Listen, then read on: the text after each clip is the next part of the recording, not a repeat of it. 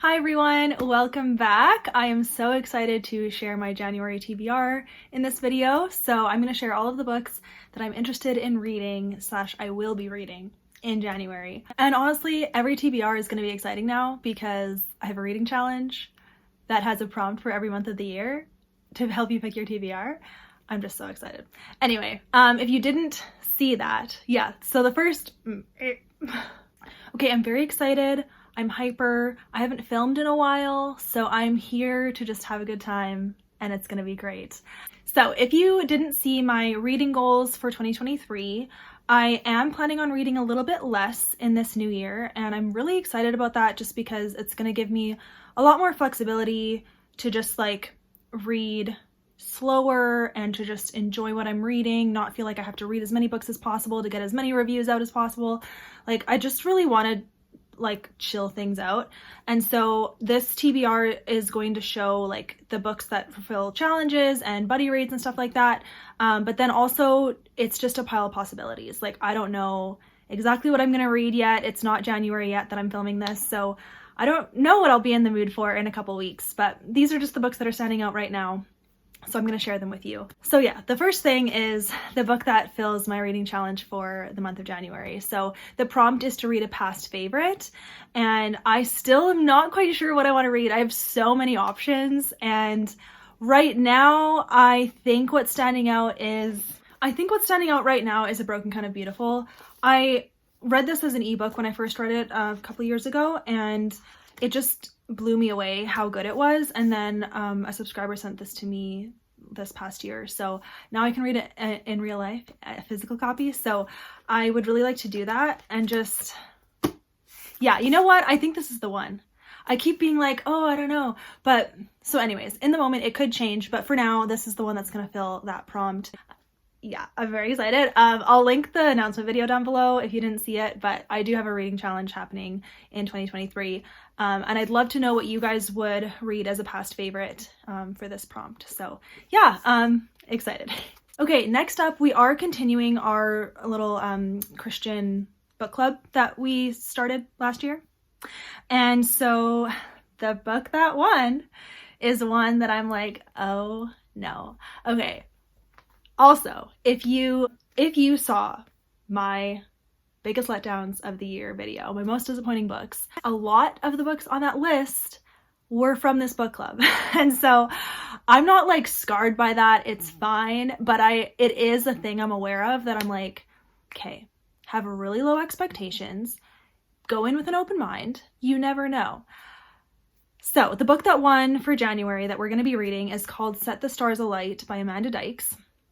I have requested her books from the library before, and I've had them in my possession before, but they're a dual timeline. And when a dual timeline where one is like historical and one is present day, like, I guess that's what dual timeline is, but I always am so bored by the historical one, usually, and I just don't care. Okay, so I am afraid. I'm afraid of this one, but I'm gonna try. Okay, so Set the Stars Alight, I have no idea what it's about, but this author, her books are gorgeous, like some of the best covers in Christian fiction, honestly.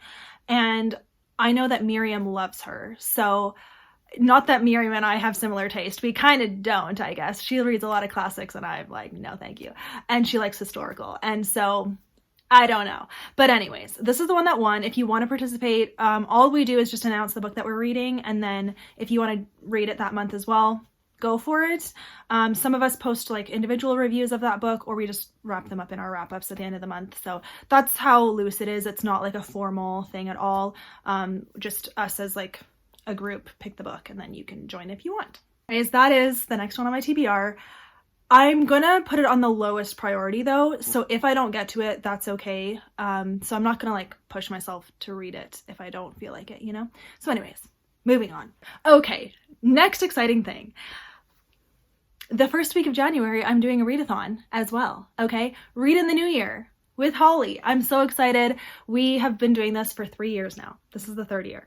I'll link that announcement video down below as well. So it is just a week long. It's January 1st to 7th, and it's just like an encouragement to read the first week of the year. There are 7 prompts, but you don't have to follow them, and you can stretch them, as Holly mentioned in her TBR. I'll link her TBR down below.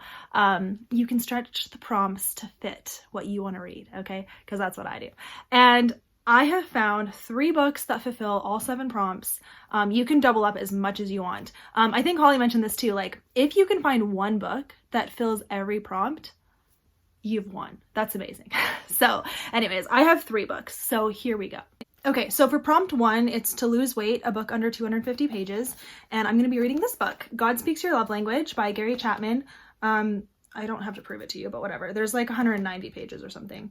Fits this prompt, and this was a loan from a friend, and so I would like to read it and then give it back to her. And yeah, I've heard good things about it. She really loved it, and I have read the original The 5 Love Languages by this author, and I really like what he has to say, so I'm so curious what this one's going to be about, and just to like learn more about myself and stuff with God. So this is the only prompt that this book fills, so that's fine. But yeah, great. Okay, I'm so sad I didn't get this from the library in time. I'm filming this over the like Christmas long weekend, so I just got back from Christmas weekend, and today's Tuesday, December 27th. But in lieu of Christmas Day, everyone has this day off, so libraries are closed. Anyway, but this book is ready for me. Wow, okay. Prompt number 2 is to eat healthy where food is a major part of the story. I'm going to be reading Apple Cider Slaying. Forget the author's name, but this book was so hyped this past year among my friends. Like, okay, I think Pride and Paperback, Caitlin, she hyped this book a lot, and then Amanda read it, and she gave it a raving review, and I kind of forget who else has read it, but I know those 2 have read it, and I don't know, like, this sounds good. It sounds, I don't know, I've never read a cozy mystery before, so this is not Christian at all, I don't think, but yeah, it does have food to do with it, because literally apple cider's in the title, so great. So I'm excited to read that, and I think it is a shorter book too. I have to go pick it up from the library, but the library is closed today, so I will go get it tomorrow. Okay, and the last book that fills the rest of the prompts.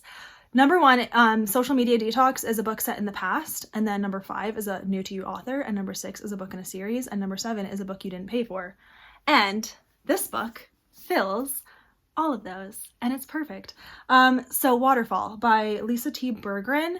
I've never read from this author. This is the first book in a series. It's a book set in the past because I think it's dual timeline technically. This book almost won our like Christian BookTube poll thing for the book club, and I was like, literally it would be perfect, but then it didn't win, but that's fine, I'm gonna read it anyways. And I didn't pay for this because I actually was gifted it by Melanie when she did like a 6-year or however many years celebration on her channel. I actually won this book from her, so that was really sweet, and I'm so excited to read it. I've heard great things. People keep hyping it to me. Every time I show it in a video, everyone's like, I want to know how good that book is. So yeah, I think it's YA as well, but yeah, it's the River of Time series, and I'm just excited, very excited. So yeah, and look at the bookmark. Holly made this for me. Isn't it beautiful? It's like parchment or whatever, like it's that like fuzzy paper. Parchment? I don't know. Anyways, it has my name on it, and it's beautiful. So it's going to be in this book, and I'm going to read it with it. So far we've got 1, 2, 3, 4, 5 books. So 2 you can't see. Here's the 3. So the last book that like I really need to read is Where the Blue Sky Begins by Katie Powner.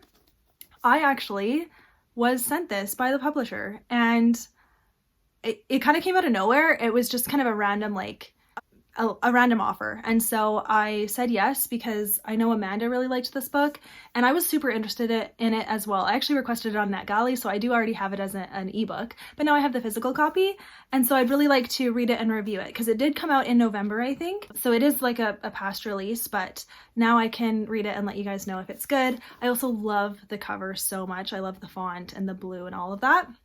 So yeah, I hope that I like this. So this is going to be one that I read as soon as possible. I didn't actually check. I guess if I do read it in the first week of January, this would fill a lot of our read on the new year prompts. So that might actually end up happening. So we'll see. But okay, I'm in the middle of reading Sorcerer. Yes. So You know what?